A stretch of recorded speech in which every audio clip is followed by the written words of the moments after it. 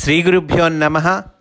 ఆకాశజ్యోతి అనే గ్రంథంలోని అంశాలను చెప్పుకుంటూ ఉన్నాము. అందులో భాగంగా మాస్టరు గారి యోగము, తైత్తిరీయ ద్రష్టల అనుభవము అనే అధ్యాయంలో మనము ఉన్నాము. తాతగారు చెబుతూ ఉన్నారు. ముందుగా తన అనుభవాన్ని వివరంగా ఇస్తూ ఉన్నారండి. ప్రార్థనా సమయమునందు మనస్సును మాస్టరునందు సమర్పణము చేసి ఉండుట ఈ యోగానుష్ఠానమున ప్రధానాంశము. అంటే మాస్టర్ గారి యోగము అన్నారు కదండి, అందువల్ల దాని గురించి వివరిస్తూ ఏమంటున్నారు, ప్రార్థనా సమయమందు ప్రేయర్ యందు మనస్సును మాస్టరునందు సమర్పణం చేయటం అది ముఖ్యమైన విషయమయ్యా అంటున్నారు. ప్రాణశక్తి ప్రసారమును కూడా పూర్ణముగా మాస్టరుకు వదిలివేయుట, మన శరీరమునకు సంబంధించిన వ్యాపారమంతయు మాస్టరునందే సమర్పించుట అను మూడంశములను మనము తప్పక పాటింపవలయును. మన ప్రయత్నము కానీ ప్రమేయము కానీ ఏమాత్రము ఉండరాదు. అంతయు మాస్టర్కు సరెండర్ చేయుట లేక శరణాగతి అనునది ఈ యోగానుష్ఠానమున ప్రధానము. ప్రార్థనా సమయములందు మేము ఏమి చేయవలెనని శిష్యులు అడిగినప్పుడు ఏమీ చేయకుండా ఉండుటయే మీరు చేయవలయును అని వారు సెలవిచ్చినారు. అదియే సరియగు యోగ సాధన మార్గము. మనం ఏం చేయకుండా ఉండటము అనేటువంటిదే చెయ్యాలటండి. ఒకసారి నేను ఎంతో ప్రశాంతమగు మనస్సుతో ఏ నిబంధన లేని స్వేచ్ఛా వాతావరణములో కూర్చొని ఉంటిని. చాలా జాగ్రత్తగా విందామండి, తాతగారి అనుభవం ఇది. ఈ శరీర స్పృహ ప్రాణప్రసారములో వెంటనే కలిసిపోయినది. ప్రాణప్రసారము శరీర వ్యాపార సంబంధములైన గుర్తులన్నీ మనస్సులో కలిసిపోయెను. అనగా మనోమయముగా అవి పరివర్తనము చెందెను. ఆ తరువాత నా మనస్సు, నా జ్ఞానము, నా ప్రాణము, నా శరీరము అంతయు కలిసి ఆ పైనున్న తేజస్సులోనికి చేరిపోయెను. అప్పుడు ఏమి జరిగినది తెలియలేదు. తెలియుట అను ప్రజ్ఞ కూడా ఆ పైనున్న వెలుగులోనికి వెళ్ళిపోయినది. గాలి పీల్చుట విడుచుట కూడా ఆ పైనున్న వెలుగులోనికి వెళ్ళిపోయినది. అంతయు వెలుగులోనికి వెళ్ళిపోయెను. ఎంతసేపు అనే కాలజ్ఞానము లేదు. ఎక్కడ ఉన్నామన్న ప్రజ్ఞ కూడా ఆ వెలుగుగానే మారిపోయెను. ఆ తర్వాత నాకు గాలి పీల్చుటలేదు అను స్పృహ నాలో మెదలసాగెను. క్రమముగా ఉచ్ఛ్వాస నిశ్వాసములు మెల్లమెల్లగా సాగి మామూలు స్థితికి వచ్చినవి. ఆ తర్వాత ప్రాణమును గూర్చిన శరీరమును గూర్చిన స్పృహ యథాస్థానమునకు వచ్చినది. అప్పుడు శ్రీ శాస్త్రి గారు దర్శనమిచ్చి ఇట్లు చెప్పసాగినారు, ఇప్పుడు నీకిచ్చిన యోగాభ్యాసము చాలా విశిష్టమైనది.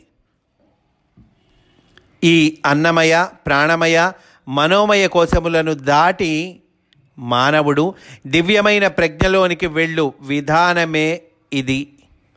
ఇదియే తైత్తిరీయోపనిషత్తు కర్త అయిన మహాయోగి అనుభవమునకు వచ్చినది. దానినే తైత్తిరీయము శిక్షావల్లి 6వ అనువాకమున ఇట్లు వర్ణించిరి. ఈ అభ్యాసమును నీవు శ్రద్ధతోనూ విశ్వాసముతోనూ ఆరాధన చేయుము అని సెలవిచ్చిరి అని తాతగారు తెలియచేస్తూ ఆ తైత్తిరీయోపనిషత్తు శిక్షావల్లి 6వ అనువాకము దాన్ని టెక్స్ట్ కూడా ఇచ్చారండి మనకి.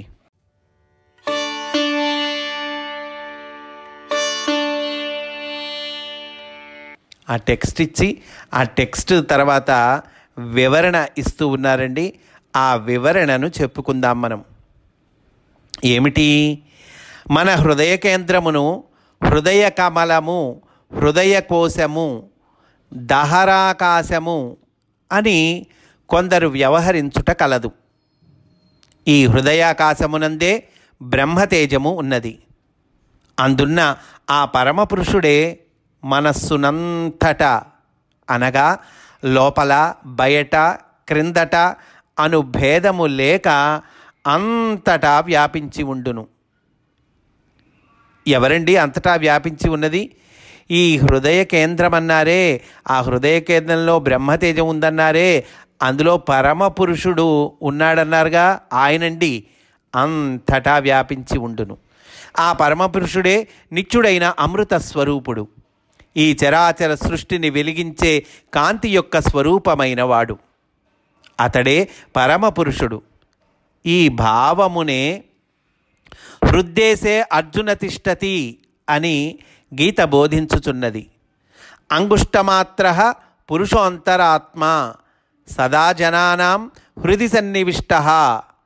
ఈ ప్రాణులందరి హృదయ కేంద్రములందు ఈశ్వరుడు ఎప్పుడూ వసించును.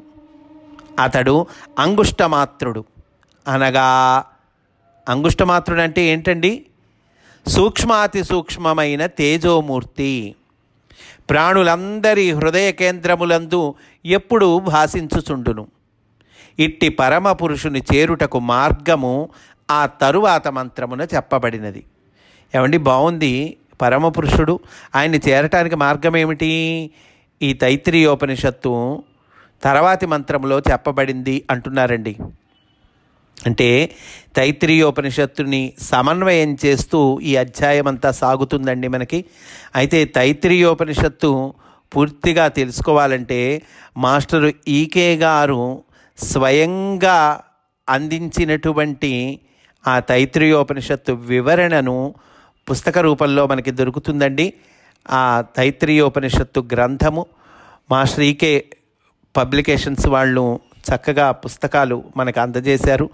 ఈ పుస్తకాలు అట్లాగే ఎంతోమంది ఈ జీవన జ్యోతి పుస్తకాలు ఎక్కడ దొరుకుతాయండి, అట్లాగే మాస్టారి వివిధ రచనలు, వాటికి సంబంధించినటువంటి పుస్తకాలు అవి ఎక్కడ దొరుకుతాయండి అని అడుగుతూ ఉన్నారు. వీటి వివరాలు కూడా క్రింద డిస్క్రిప్షన్లో అందజేస్తూ ఉన్నామండి. దయచేసి చక్కగా అందరూ గమనించి ఈ సదుపాయాన్ని చక్కగా సద్వినియోగము చేసుకోవాల్సినదిగా ప్రార్థన. ఇక్కడ ఎందుకు చెప్తూ ఉన్నామంటే ఆ తర్వాతి మంత్రంలో ఈ పరమపురుషుని చేరుకోవటానికి మార్గము చెప్పబడింది అని అంటూ ఉన్నారు కదండి. అందువల్ల ఆ తర్వాతి మంత్రం ఏమిటి, దాని వివరం ఏమిటి మాస్టర్ ఈకే గారు చక్కగా అందించారు. అవన్నీ కూడా మనందరము చక్కగా చదువుకొని తరించవలసినదిగా ప్రార్థిస్తూ ఉన్నాను.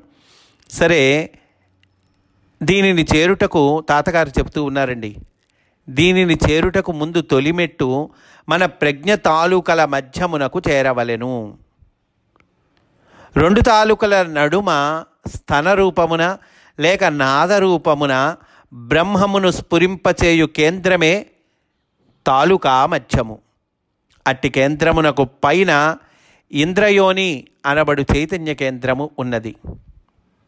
ఆ కేంద్రము కపాలమునకు క్రింద భాగమున స్థనము వలె వ్రేలాడు భాగముగా మనము గుర్తింపవచ్చును.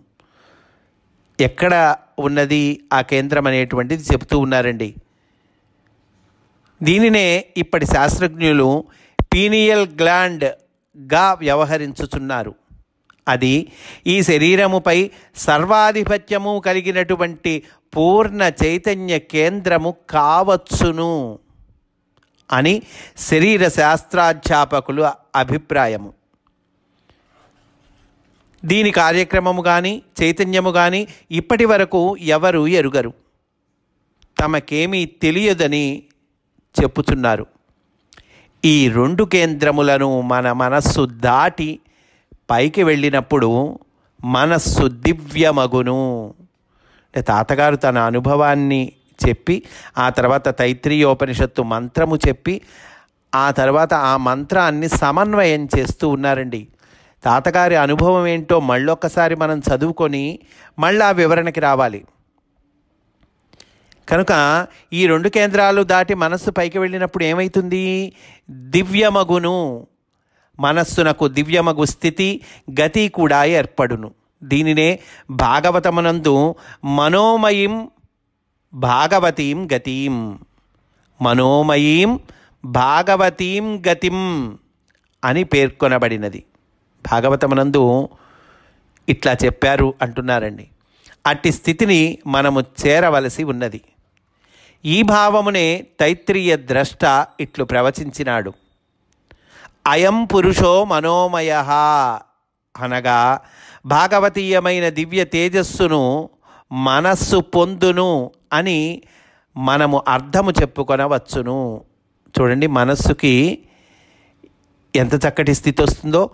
భాగవతీయమైన దివ్య తేజస్సును పొందుతుందటండి. ఆ స్థితిని మనస్సు పొందిన తరువాత అధిరోహణ క్రమము ఇట్లు చెప్పబడినది. మనకు లభించు అనుభవము ఇట్లు చెప్పబడినది. యత్ర సౌకేశాంతే వివర్తతే, కేశము అనగా మనస్సు నుండి పైకి వెడలు జ్ఞానకిరణములు అని కూడా చెప్పవచ్చును. శ్మశ్రుహు అని భారతము వర్ణించిన చోట మీసములు అని అర్థము పొసగదు.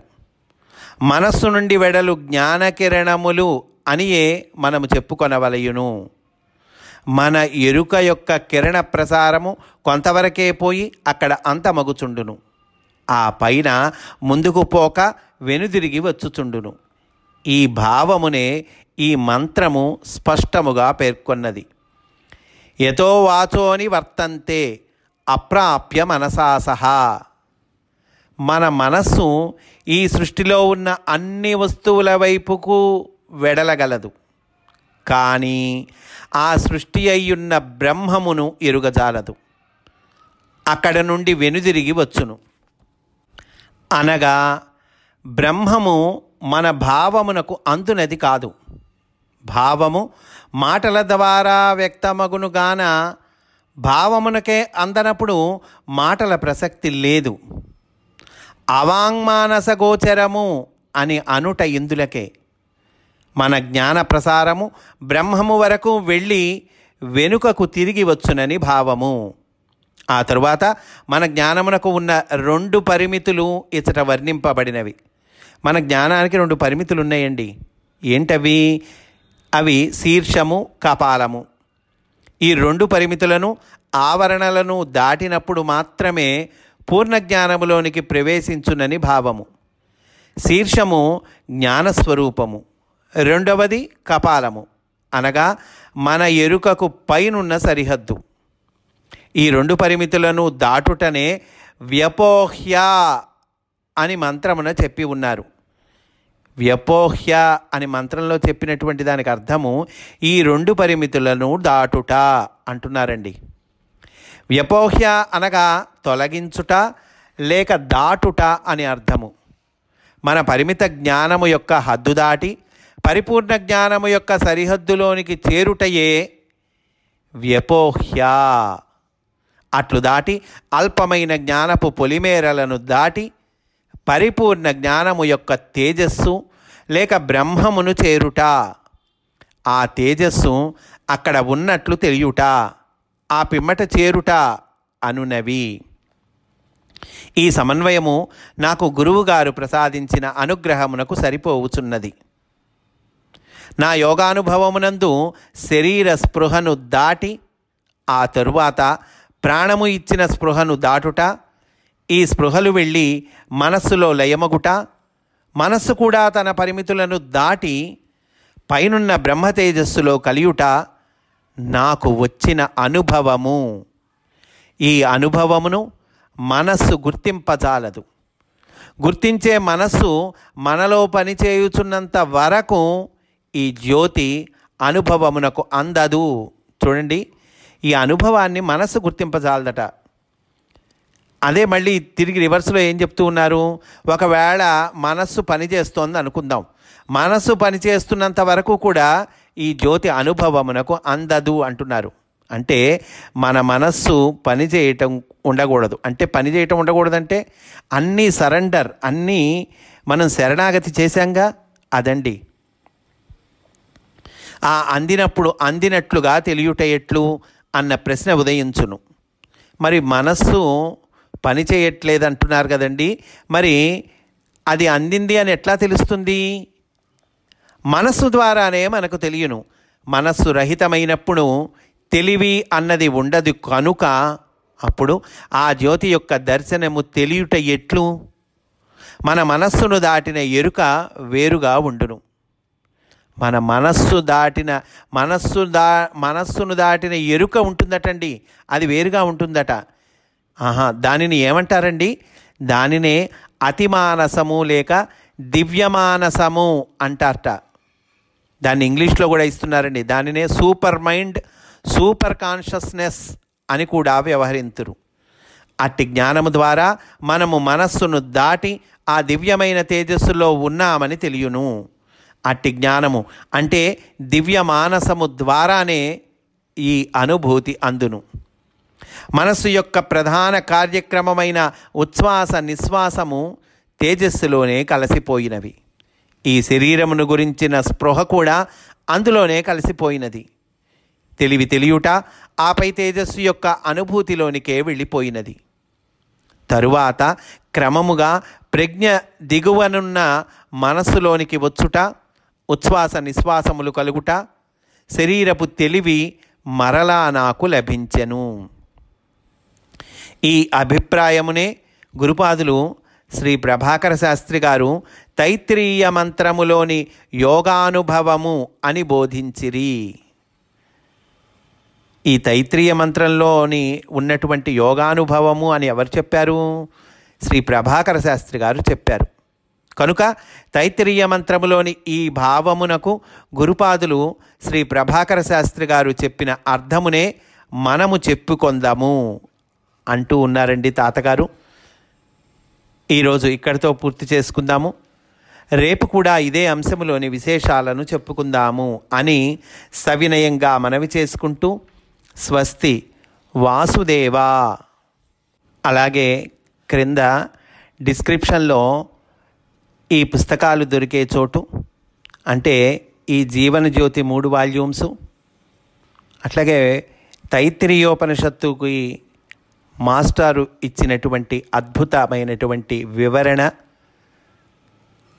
ఆ పుస్తకాలు, అట్లాగే మాస్టరీకే పబ్లికేషన్స్కి సంబంధించినటువంటి మిగిలిన గ్రంథములు అవి ఎక్కడ దొరుకుతాయి అని చాలామంది అడుగుతూ ఉన్నారు. అవి ఎక్కడ దొరుకుతాయి అనేటువంటి వాటి ఫోన్ నెంబర్లు, వివరాలు కూడా కింద అందిస్తూ ఉన్నామండి. పాఠకులు గమనించ ప్రార్థన అని తెలియజేస్తూ స్వస్తి. వాసుదేవా.